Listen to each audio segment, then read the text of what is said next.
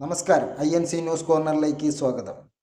ലോക്സഭാ തെരഞ്ഞെടുപ്പിനൊരുങ്ങുന്ന കോൺഗ്രസിന് വലിയ കരുത്തേകാൻ വേണ്ടി രാഹുൽ ഗാന്ധി നയിക്കുന്ന ഭാരത് ജോഡോ യാത്രയുടെ രണ്ടാം ഘട്ട യാത്രയായ ഭാരത് ജോഡോ ന്യായ് യാത്ര ജനുവരി 14 മണിപ്പൂരിൻ്റെ തലസ്ഥാന നഗരമായ ഇൻഫാലിൽ നിന്നും തുടങ്ങുന്നു. ഏകദേശം 7000 കിലോമീറ്റർ സഞ്ചരിക്കുന്ന ഈ യാത്ര 15 സംസ്ഥാനങ്ങളിലൂടെ കടന്നു പോകുന്നു. ഏകദേശം 120ഓളം ജില്ലകളിലൂടെ കടന്നു പോകുന്ന ഈ യാത്ര ഉത്തരേന്ത്യയിലെ എല്ലാ സംസ്ഥാനങ്ങളിലൂടെയും കടന്നു പോകുന്നു.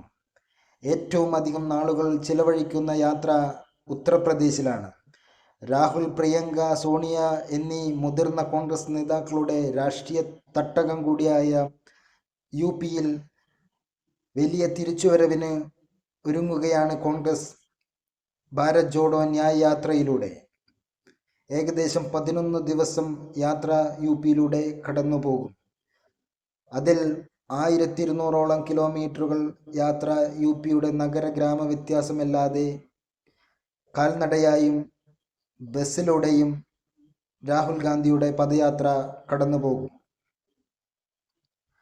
ഭാരത് ജോഡോ യാത്ര ഉത്തരേന്ത്യയിലെ എല്ലാ സംസ്ഥാനങ്ങളും മധ്യപ്രദേശ്, രാജസ്ഥാൻ, ഗുജറാത്ത്, മഹാരാഷ്ട്ര തുടങ്ങിയ ഒരു കാലത്ത് കോൺഗ്രസിന് ഏറ്റവും അധികം വേരോട്ടമുണ്ടായിരുന്ന സംസ്ഥാനങ്ങളിലൂടെ എല്ലാം കൂടുതൽ സമയങ്ങൾ ചെലവഴിച്ച് നടക്കുന്ന യാത്ര വരുന്ന ലോക്സഭാ തെരഞ്ഞെടുപ്പിൽ കോൺഗ്രസിന് ഈ സംസ്ഥാനങ്ങളിൽ നിന്നും വലിയ നേട്ടം ഉണ്ടാക്കാൻ കഴിയുമെന്നാണ് കോൺഗ്രസ് ദേശീയ നേതൃത്വവും ദേശീയ മാധ്യമങ്ങളും വിലയിരുത്തുന്നത്.